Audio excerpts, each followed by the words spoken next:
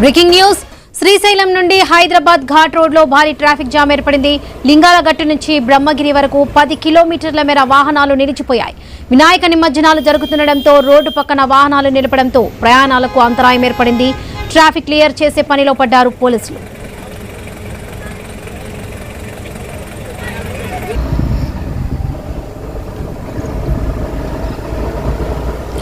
Srisailam Hyderabad ghat road లో భారీ traffic jam ఏర్పడింది. ఇక లింగాలగట్టు నుంచి బ్రహ్మగిరి వరకు 10 కిలోమీటర్ల మేర వాహనాలు నిలిచిపోయాయి.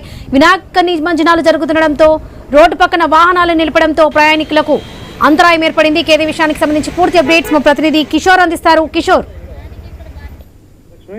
శ్రీశైలం నుంచి ఇటు దోమలపెంట వెళ్లే దారిలో మొత్తంగా కూడా లింగాలగట్టు నుంచి దోమలపెంట వరకు కూడా ఘాట్ రోడ్ లో వాహనాలన్నీ నిలిచిపోయిన పరిస్థితి, మొత్తం ట్రాఫిక్ జామ్ అయిన పరిస్థితి మనం చూస్తున్నాం. అయితే ఈ యొక్క వినాయక నిమజ్జనాలు జరుగుతున్న నేపథ్యంలో లింగాలగట్టు వద్ద ఈ యొక్క వినాయకుల నిమజ్జనం జరుగుతూ ఉంటుంది.